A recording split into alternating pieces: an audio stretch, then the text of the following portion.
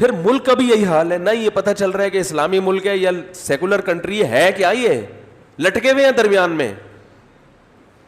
نہ British law ہے نہ اسلامی لا ہے, کم بخت کچھ بھی نہیں ہے, لا قانونیت ہے.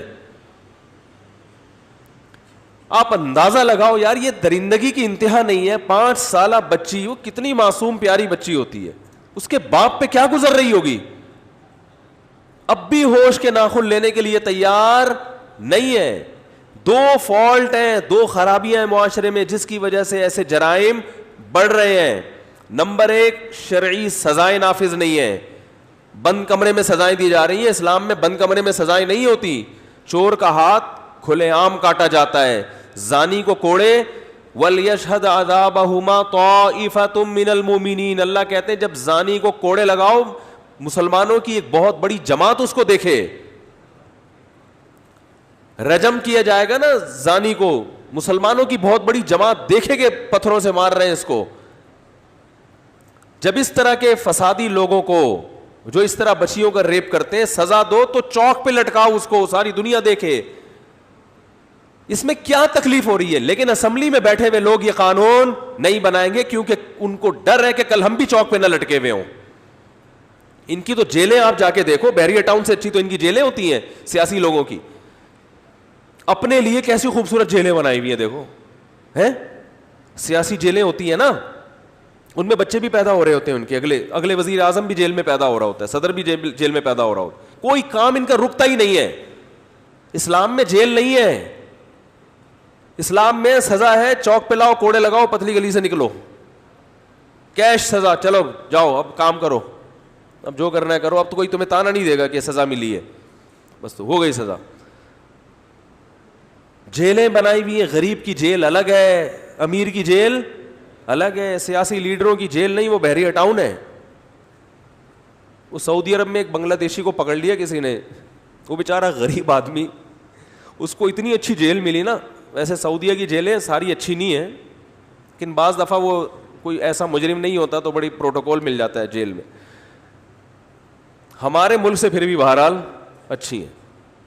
تو بیچارہ بنگلہ دیش کا تھا, وہ اس کو جیل میں لے گئے, اللیگل گھوم رہا تھا وہ نا, تو وہ 6 مہینے یا سال جیل میں رہا. اس کو اتنا مزہ آیا, وہاں پہ کھانا پینا مل رہا ہے, پھر جیل سے جاتے ہوئے اس کو پیسے بھی دیے نا, خرچہ بھی. تو ہمارے ایک دوست نے بتایا کہ جیسے ہی رہائی کا ٹائم آیا تو بادشاہ کو گالیاں دینے لگا. وہ سعودی عرب میں بادشاہ کو گالی دینا معمولی جرم نہیں. تو جیل کا عملہ ہنسنے لگا, اس نے بولا تجھے دوبارہ نہیں پکڑیں گے, جا یہاں سے. وہ سمجھ گئے کہ یہ چاہ رہا ہے کہ مجھے 1 سال, وہ تو اللیگل رہ اس لیے رہا تھا کہ کھانے پینے کا کوئی کیا ہو جائے. اسے پتا تھا یار دوبارہ بنگلہ دیش گیا تو وہی برساتی نالے, وہی مچھر, کم از کم یہاں اتنا مزے سے رہ رہا ہوں میں. تو خیر, سیاسی لیڈروں کی جیلیں الگ ہیں. یہ کیوں ہے؟ قانون انسان بنا رہے ہیں, اللہ کے قانون کو فالو نہیں کیا جا رہا. بے حیائی کی روک تھام, یہ بے حیائی ہے نا. لاہور میں ایک بیچاری خاتون کو زبردستی اٹھا کے لے جایا گیا, بچوں کے سامنے ان کے ساتھ جو کچھ کیا گیا. 5 سالہ بچی کو اٹھا کے مار دیا. یہ درندگی ہے نا, بے حیائی ہے. تو اسلام نے بے حیائی کو روکنے کا جو قانون بنایا ہے وہ ہم سے پوچھ کے نہیں بنایا, اور کہا سب کو فالو کرنا پڑے گا. سمجھ میں آئے تو بھی, نہیں سمجھ میں آئے تو بھی. فالو نہیں کرو گے تو آخرت میں الٹے لٹکے ہوئے ہوگے, ماروں گا میں, سزا دوں گا. وہ قانون کیا ہے؟ نمبر 1, عورت کو اسلام پردے کا حکم دیتا ہے, سب سے پہلا حکم. خواتین کہتی ہیں مرد اپنی نگاہوں میں حیا پیدا کریں, ہمیں پردے کا پابند بولو بھائی نہ کریں. یہ اللہ سے لڑائی ہے یا نہیں ہے؟ جو خواتین اس قسم کی باتیں کر رہی ہیں, اس کا مطلب آپ کس سے لڑ رہی ہو؟ اللہ سے لڑ رہی ہو. اللہ نے کہا مرد کو بھی آنکھوں میں حیا پیدا کرنے پڑے گی اور آپ کو بھی اپنے لباس میں بولو بھائی حیا پیدا کرنی پڑے گی. عورت کا لباس مکمل ہونا چاہیے. یدنین علیہن من جلابیبہن, گھر سے باہر نکلتے ہوئے برقع یا بڑی چادر, کوئی بھی ایسی چادر جس سے جسم ڈھک جائے, یہ ہونی چاہیے. اس کے بغیر عورت کو گھر سے باہر نکلنے کی اجازت نہیں ہے. بلکہ اس سے بھی پہلے وقرن فی بیوتکن، عورت کا اصل ذمہ داری گھر کی چار دیواری ہے. جاب عورت کی اصل ذمہ داری نہیں ہے، اس لیے گھر کا نظام خراب ہو جائے گا. ہاں کوئی مجبوری ہو تو وہ الگ بات ہے، بعض دفعہ مرد کی آمدن کم ہوتی ہے، گھر چلانا مشکل ہوتا ہے، تو پھر عورت اس کا ساتھ دے سکتی ہے. مجبوری کے حکام کیا ہیں؟ الگ ہے. یا کسی ایسے شعبے میں عورت جاب کر رہی ہے جو ہے ہی خواتین کا، اب گائنی کی ڈاکٹر تو عورتیں ہی بنیں گی نا. نہیں آ رہی سمجھ میں بات؟ تو وہ ایک الگ چیز ہے، اس میں اپنے ذاتی مفاد کو قربان کرنا پڑتا ہے اجتماعی مفاد کی خاطر، لیکن وہ محدود ہی ہے. اصل قرآن نے عورت کا وظیفہ بیان کیا، قرنا فی بیوتکن، گھروں میں قرار پکڑو. اس کا یہ مطلب نہیں ہے کہ آپ خواتین کو اپنے ساتھ سفر پہ نہ لے کے جائیں، آپ ان کو جو ہے وہ گھمانے پھرانے نہ لے کر جائیں، یہ مطلب نہیں ہے. مطلب یہ ہے کہ جاب آپ نے کرنی ہے اور کھانا کس کی ذمہ داری ہے گھر میں رہ کے؟ عورت کی. باقی سفر میں تو میں لوگوں کو کہتا ہوں صحابہ بھی لے جایا کرتے تھے. وصاحبتہ وبنی، قرآن میں ہے نا کہ جو ہر وقت تمہارے ساتھ رہتی ہے، قیامت کے دن اس سے بھی دور بھاگو گے. تو یہ قیامت کے دن ہی دور بھاگو گے، دنیا میں دور بھاگنے کی اجازت نہیں ہے. تو صحابہ تو میدان جنگ میں لے جایا کرتے تھے اپنے ساتھ. تو جو جائز تفریحات ہیں، جائز، وہ تمام کی تمام اپنے گھر والوں کو دینی چاہیے. جائز تفریحات جتنی بھی ہیں، اس کے لیے گھر سے نکلنا پڑے کوئی حرج نہیں ہے. تو دوسرا حکم کیا ہو گیا؟ پہلا حکم ہو گیا گھر کے اندر رہیں. وہ یہ اسلام بے حیائی اور اس جیسے واقعات کی روک تھام کے لیے احکام بیان کر رہا ہے. نمبر 2، خوشبو لگا کے مردوں کے سامنے نہ گزریں. نمبر 3، لباس مکمل ہونا چاہیے. نمبر 4، مرد سے بات کریں تو بلا وجہ اپنی آواز میں نرمی پیدا نہ کریں. اسٹائل کو وہی اسٹائل ہو جو شوہر کے ساتھ بات کرنے کا ہوتا ہے. سمجھ میں آ رہی ہے بات؟ جس طرح اپنے ہسبینڈ سے بات کرتی ہیں اسی طرح سے ہسبینڈ کے کسی فرینڈ سے بات کرنی پڑ جائے تو اسٹائل چینج، بولو نا بھائی، نہیں ہونا چاہیے. وہ زیادہ سخت ہو جائے گا میرا خیال ہے، وہ پھر بدتمیزی والا اسٹائل ہو جائے گا. بس نرم اسٹائل نہ ہو. جس طرح ہسبینڈ سے بات کرتی ہیں اسی طرح بالکل غیر مرد سے، تو وہ پھر وہ تو بدتمیزی میں آ جاتا ہے نا، بدتمیز بننے کی تھوڑی اجازت ہے. تو وہ یہ کہ بس نرمی نہ ہو، جیسے فری ہو جاتی ہیں بلا وجہ. اور اللہ نے عورت کو یہ حکم دیا کہ اپنی پازیب، جو پاؤں کا کوئی زیور ہے، وہ اتنا زور سے زمین پہ نہ ماریں کہ گھر کے باہر مردوں کے کان میں پڑے. وہ تو اتنی ساری احتیاطوں کا اسلام حکم دے رہا ہے. پھر اسلام نے حکم دیا کہ عورت کن کن سے پردہ کرے گی. تو اللہ نے بتا دیا کہ تمہارا شوہر، سسر، داماد، بیٹا، بھتیجا، بھانجا، یہ جو بھائی، یہ جو چند رشتہ دار ہیں، ان کے علاوہ ہر مرد تمہارے لیے کیا ہے؟ غیر ہے. اور اس پردے کے سخت احکام سے اللہ نے ان عورتوں کو مستثنیٰ کر دیا جو ایجڈ ہیں. ٹھیک ہے نا، جو ذرا جن کی عمر کیا ہو جاتی ہے؟ زیادہ. ان میں فتنے کا خوف نہیں ہے. اور قرآن نے وہ عمر کیا بیان کی؟ لا یرجون نکاحا. عورت عمر کے اس حصے پہ پہنچ جائے کہ لوگوں کو اب اس سے نکاح سے دلچسپی ختم ہو جائے، کوئی اس کی طرف نکاح کا پیغام بھیجنے کے لیے تیار نہ ہو، اس کا حسن و جمال ختم ہو جائے، عمر کے اس حصے پہ پہنچ جائے. اس میں پردے کی کیا ہے؟ آسانی. تو یہ حکم اللہ نے کس کو دیا؟ خواتین کو دیا. مرد کو اللہ نے حکم دیا یغضضن من ابصارہن، کسی عورت کی طرف غلط نگاہ اٹھانے کی اجازت، بولتے کیوں نہیں بھائی؟ نہیں ہے. تمہارے لیے صرف اور صرف کون ہے؟ تمہاری بیوی ہے. الا علی ازواجہم، صرف اپنی زوجہ تک محدود رہ سکتے ہو. اب دیکھو خواتین کو یہ حکم تو سمجھ میں آتا ہے، میرڈ خواتین کو، کہ اللہ میاں نے ہمارے مرد کو پابند بنایا ہے کہ ہمارے علاوہ کسی کو نہ دیکھیں.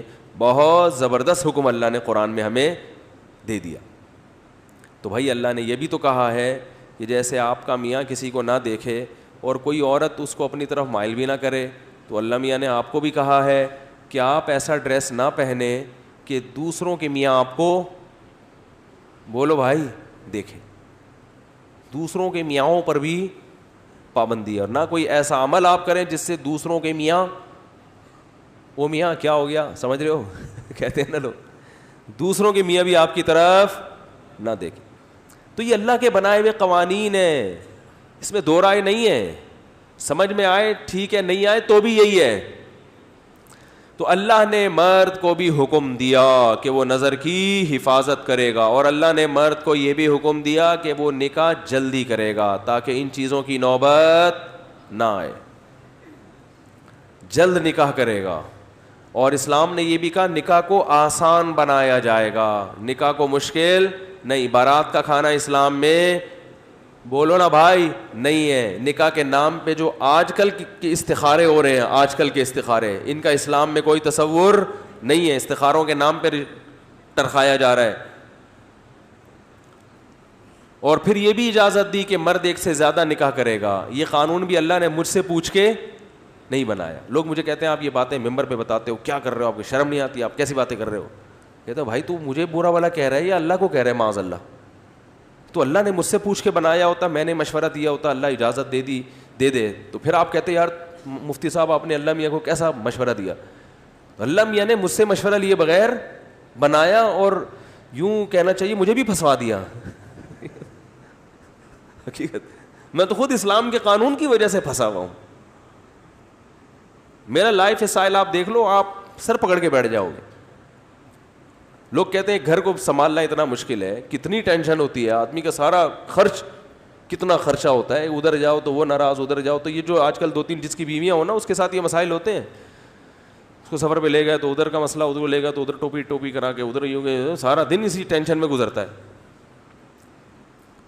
اسلام نہ ہوتا, اللہ نہ کرے, اللہ نہ کرے, اسلام نہ ہوتا تو ہم گورے کی طرح کیا ہوتے ہیں, ٹینشن نہیں ہے بھائی, گرل فرینڈ کا سسٹم, نہ کوئی سالے کی ٹینشن, نہ ساس نہ سسر کی ٹینشن. تو یہ انسانوں کا اصول ہے کہ ہر آدمی اپنے مفاد کو سامنے رکھ کر قانون سازی کرنا چاہتا ہے, اور اللہ نے اجتماعی مفاد کو سامنے رکھ کر قانون بنایا. تو 5ویں چیز یہ ہو گئی, 5ویں 6ٹھی 7ویں پتہ نہیں نمبر بھول گیا. اور ایک چیز بے حیائی کی روک تھام کے لیے اللہ نے پھر یہ بھی کیا کہ ان سب کے باوجود بھی اگر کوئی یہ جرم کرتا ہے تو قرآن نے اس کی سزا بیان کی ہے کہ آخری درجے میں اب کیا ہے سزا. انما جزاء الذین یحاربون اللہ ورسولہ, جو لوگ اللہ اس کے رسول سے جنگ کرتے ہیں, یعنی کھلے عام ڈکیتی کرتے ہیں, کھلے عام لوگوں کو لوٹتے ہیں, تو اللہ نے فرمایا ان کی جزا یہ ہے ان یقطعوا او یصلبوا, کہ ان کو سولی پہ لٹکایا جائے, پھانسی نہیں, ان کے سینے پہ برچھا مار کے. آپ کو پتہ ہے سولی پہ لٹکا کے کیسے قتل کیا جاتا ہے؟ لٹکا کے چوک پہ سینے پہ برچھا مار کے نا ایسے گھمایا جاتا ہے, اذیت سے مارا جاتا ہے. یہ اسلام میں ان لوگوں کی سزا ہے جو کھلے عام دہشت گردی کرتے ہیں. نہیں آ رہی بات؟ دیکھو کسی نے ذاتی دشمنی میں کسی کو قتل کر دیا تو اسلام کہتا ہے کہ مقتول کے وارثوں کے حوالے قاتل کو کرو, چاہیں تو قتل کر دیں, چاہیں تو دیت لے کے چھوڑ دیں. یہ اب ان کا ہیڈک ہے, یہ گورنمنٹ کا ہیڈک نہیں ہے. گورنمنٹ کا کام ہے صرف مجرم کو حوالے کرنا.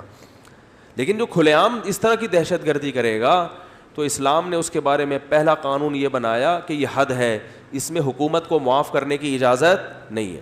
یہ حد ہے, اس میں مقتول کے وارثوں کو معاف کرنے کی اجازت بولو بھائی نہیں ہے.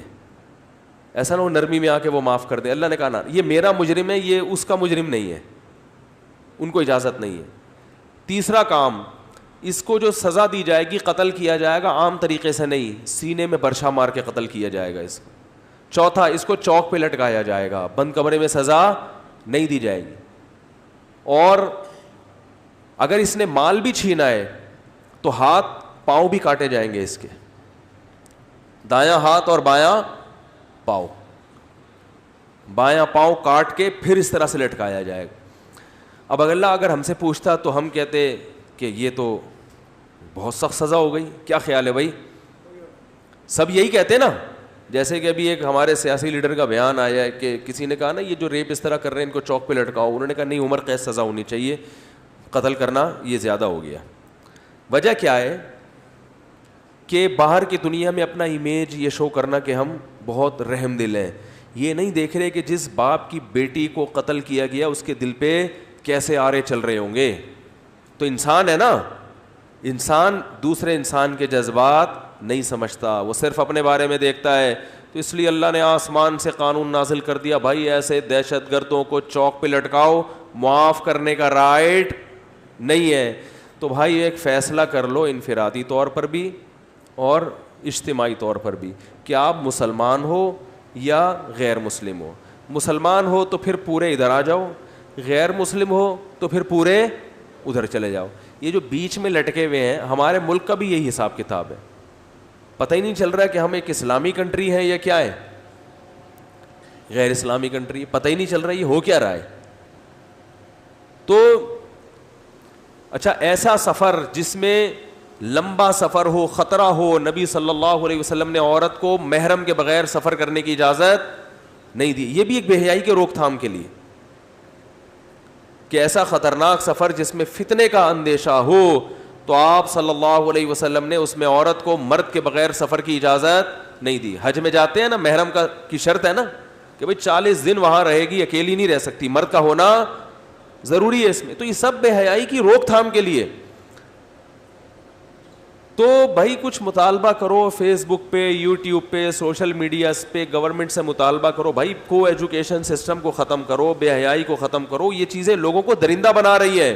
انٹرنیٹ پر فحش ویب سائٹس پہ پابندی لگاؤ, میڈیا سے بے حیائی کو ختم کرو, اور پھر ایسے مجرموں کو عبرتناک سزا دو, وہ سزا جو قرآن و سنت نے بیان کی ہے. کرتے ہیں تو انشاءاللہ خیر کی طرف آپ کا سفر شروع ہو جائے گا.